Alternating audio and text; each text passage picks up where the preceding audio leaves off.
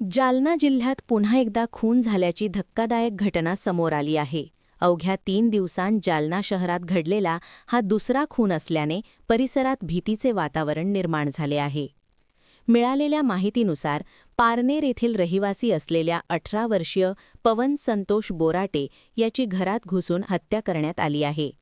5 ते 6 जणांनी चाकूने वार करून पवनची निर्घृण हत्या केल्याचे सांगण्यात येत आहे. या घटनेतील धक्कादायक बाब म्हणजे नेहमी सोबत राहणाऱ्या मित्रांनीच मित्राचा खून केल्याचा आरोप मृताच्या नातेवाईकांनी केला आहे. घटनेनंतर पवनला गंभीर अवस्थेत रुग्णालयात दाखल करण्यात आले, मात्र उपचारापूर्वीच त्याचा मृत्यू झाला. दरम्यान हत्या नेमक्या कोणत्या कारणामुळे करण्यात आली यामागील उद्देश अद्याप स्पष्ट झालेला नाही. पोलिसांकडून या प्रकरणाचा तपास सुरू असून आरोपींचा शोध घेतला जात आहे.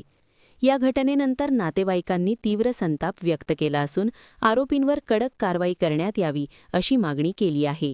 सलग दुसऱ्या खुनामुळे जालना जिल्ह्यात कायदा आणि सुव्यवस्थेचा प्रश्न ऐरणीवर आला आहे. माझं नाव आतिश राधाकिसन आडगावकर. हा माझा भासा होता. पारनेर इथे राहत होता. यांना 5 ते 6 जणांनी यांना ठार केलाय. चाकू पोटात टाकला, 2 वार केले. काय कारण असं तुम्ही त्याचं नाव काय आहे? कारण तुम्ही माहिती नाही ते काय काय केलं, काय काय मिळालंच नाही. अचानक आले आणि घरात घुसून मारलं. बाकी आमची एकच इच्छा आहे, पोलीस साहेबांनी आम्हाला चांगला न्याय द्यावा, कोणाच्या दबावाखाली नाही राहावा, आम्हाला आमचे न्याय द्यावा आणि सगळे आरोपी अटक व्हावं. मयताचे नाव काय आहे? मयताचे नाव पवन संतोष बोराटे आहे. वय 18 वर्षे.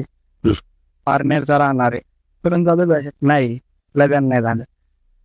अवय ते वाद आहे पण काय वाद नाही, काय नाही. रोज सोबत राहणार आहे ते, रात दिवस मित्र कंपनीचे ते. मग ते काय झालं, कसं झालं, अचानकच झालं. मित्रांनी मित्राचा घात केला. त्याला सपोर्टला 5 ते 6 जण होते. त्यांचे नाव पण नाही घेतले. पोलीस स्टेशनला एकच आरोपी घेतलेला आहे.